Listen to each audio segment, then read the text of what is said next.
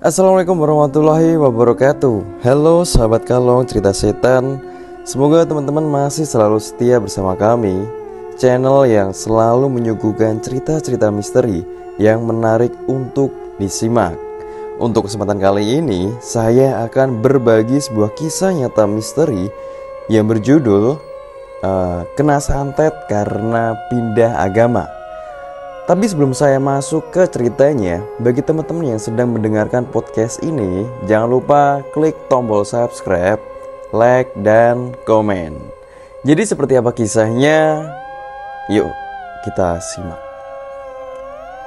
Beberapa tahun yang lalu, teman saya ini kena santet karena pindah agama.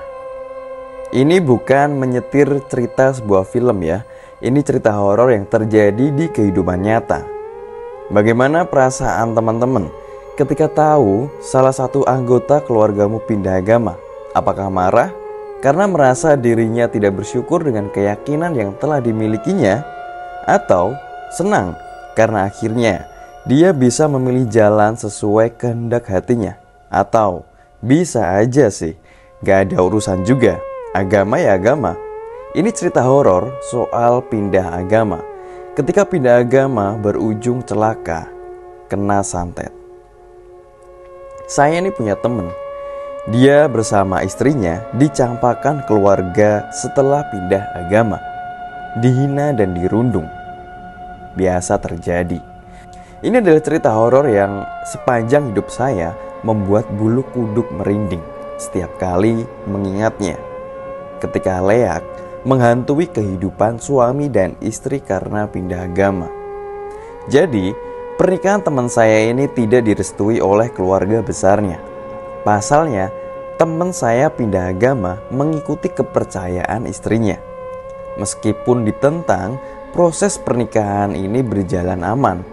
Namun setelah itu, banyak cerita horor dan kejadian aneh yang mulai muncul. Suatu kali, istri teman saya ini merasakan sakit kepala yang tak tertahankan. Sesuai anjuran dari suami, si istri ini langsung minum obat sakit kepala. Namun sayangnya, obat itu tidak manjur. Dia berganti obat lagi, juga tidak berhasil. Suaminya pun bingung. Lantaran tidak kunjung sembuh, mereka ini mencari orang pintar. Kenapa? Karena ketimbang ke dokter yang nantinya diberi obat itu aja, mereka memilih jalan pintas. Siapa tahu di sana ada obat yang lebih manjur. Ketika pergi ke sana dan menjelaskan situasinya, orang pintar itu berkata, "Ada yang gak senang sama kalian. Ini bahaya, kalian bisa mati." Mereka kaget. Apakah kena santet? Sungguh tidak terbayangkan sebelumnya. Orang pintar itu memberi semacam resep berupa kertas atau biasa disebut raja untuk menangkal santet itu. Ini dipakai saja mbak, dikalungkan. Lalu mereka pamit. Selama sebulan obat itu manjur, tidak ada gangguan berarti. Tapi tidak pada bulan kedua. Kepala si istri ini sakit lagi. Kali ini ditambah sakit perut. Kalau biasanya hanya meringis kesakitan, kali ini dia sampai berteriak karena khawatir suaminya ini membawanya ke orang pintar itu lagi. Dan di luar dugaannya, mereka kaget dan ketakutan. "Wah, ini kuat banget mas. Coba sampean pergi ke sana aja ya." Dia membuat semacam rujukan untuk datang ke orang pintar yang lain. Setelah pergi ke tempat yang dituju dan bertemu dengan orang pintar yang dimaksud, mereka ini lalu diberi semacam keris kecil. Ini ditaruh di dompet ya mbak. "Baik mbah." Singkat cerita, mereka lalu pamit. Selama sebulan, mereka ini bisa hidup tenang. Kena santet sepertinya sudah jadi cerita usang. Namun, lagi-lagi tidak pada bulan kedua. Kalau sebelumnya hanya sakit kepala dan perut, kali ini ditambah kaki yang sepertinya kram. Ternyata pindah agama berujung runyam. Mereka lalu pergi lagi ke tempat simbah itu lagi. Dan anehnya, mereka mendapat jawaban yang sama persis seperti dulu. "Ini kok kuat banget ya mbak? Di luar dugaan saya. Coba ke tempat itu aja." Dan lagi-lagi sebuah rujukan kena santet. Suami istri itu lalu disuruh untuk datang ke tempat orang pintar yang ilmunya lebih tinggi lagi. Setelah berkonsultasi, mereka ini diberi semacam gelang. Ini dipakai mbak, jangan sampai lepas, katanya.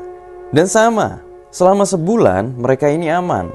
Mereka sangat berharap cerita horor ini tidak terjadi di bulan kedua. Dan sayangnya, harapan tak sesuai kenyataan. Lagi-lagi, si istri mengalami kesakitan. Mereka pun pergi ke tempat sebelumnya. Dan jawabannya sama seperti yang dulu. Asal kamu tahu, laku ketemu orang pintar ini untuk mengobati istrinya yang terkena santet. Mereka sampai melakukan 30 kali ke tempat orang pintar. Dan selalu saja berulang dan tidak pernah selesai. Sakitnya seperti datang tak diantar, tapi tidak mau pulang, maunya menetap. Dan akhirnya suatu ketika mereka ini curhat soal cerita yang dialami istrinya kepada teman bapak saya. Mereka diminta bertemu dengan Pak D pada suatu malam di rumah teman bapak. Kebetulan karena sedang libur kuliah, saya ikut bersama bapak untuk pergi ke sana. Bapak saya hanya berpesan, kalau merasa ada yang aneh, pokoknya berdoa saja, minta yang terbaik. Bukannya tenang, saya malah merinding. Badan rasanya panas, pikiran berkecamuk. Setibanya di sana, banyak orang sudah berkumpul. Mereka, suami dan istri, juga sudah datang. Saya, bapak, dan teman-teman bapak ikut nongkrong mendengarkan konsultasi suami istri yang kena santet karena pindah agama itu. Kemudian, Pak D saya ini meminta suami dan istri itu menunjukkan barang-barang gaib yang sudah digunakan untuk menangkal santet. Kalian tahu, isinya satu ember penuh, mulai dari boneka, gelang, topeng, kertas, sampai yang paling fenomenal menurut saya adalah keris kecil tadi. Satu persatu barang diangkat oleh teman bapak. Lalu Pak D bertanya kepada kami, kalian lihat apa? Kami diminta melihat baik melalui mata telanjang maupun batin. Isinya macam-macam. Bagi yang terbuka mata batinnya, mereka ini bisa melihat harimau, monyet, tuyul, genderuwo, dan lainnya. Lalu, tiba saatnya keris kecil itu diangkat. Beberapa dari kami langsung mengambil kuda-kuda. Rasanya seperti ada yang mau menyerang. Seakan-akan keris itu mau menyerang Pak D. Lalu, ucapan istighfar menggema di rumah itu. Saya belum bisa melihat dengan mata batin. Tapi teman bapak berbaik hati mau mendeskripsikan yang dilihatnya secara detail. Katanya, di dalam keris itu ada sesosok leak. Perawakannya besar, matanya merah, lidahnya menjulur hingga lantai. Kedua gigi taringnya seperti berlumut. Leak itu sedang duduk bersila dengan kaki kiri agak diangkat. Di tangan kanannya yang penuh dengan kuku tajam memegang semacam manusia. Dan ternyata dia itu sedang memakan bayi dengan lahap, hingga yang tersisa hanya kaki kiri dari bayi itu. Saya mendengar cerita itu lalu membayangkannya. Ngeri banget. Dan yang menyebalkan, ia seperti masuk dalam mimpi saya di malam-malam setelah kejadian itu. Pak D lalu berkata, kalau kalian kena santet, ya jangan minta ke orang gak jelas. Minta sama yang di atas. Malah minta perlindungan sama setan. Kami hanya bisa mengangguk, termasuk suami dan istri yang kena santet itu. Lalu, semua barang di ember dibakar hingga menjadi abu, kecuali keris kecil itu. Keris kecil yang berisi leak itu baru bisa dimusnahkan dengan perlakuan khusus. Setelah malam yang menegangkan itu, hidup teman saya dan istrinya menjadi lebih tenang. Cerita ini tidak pernah terulang lagi. Dan saya dengar saat ini mereka sudah punya momongan. Cuman suatu kali nih, si suami telepon Pak D saya. Dia bertanya, mengapa anaknya yang masih berusia 4 tahun suka tertawa sendiri menjelang tidur.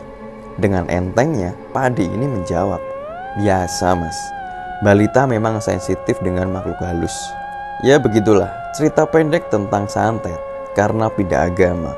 Semoga dari cerita ini teman-teman bisa mengambil hikmahnya.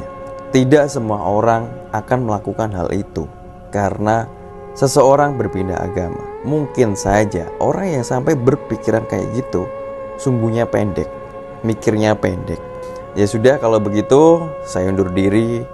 Jangan lupa dukung terus dengan cara klik tombol subscribe, like, komen, dan share. Sekian dari saya. Wassalamualaikum warahmatullahi wabarakatuh.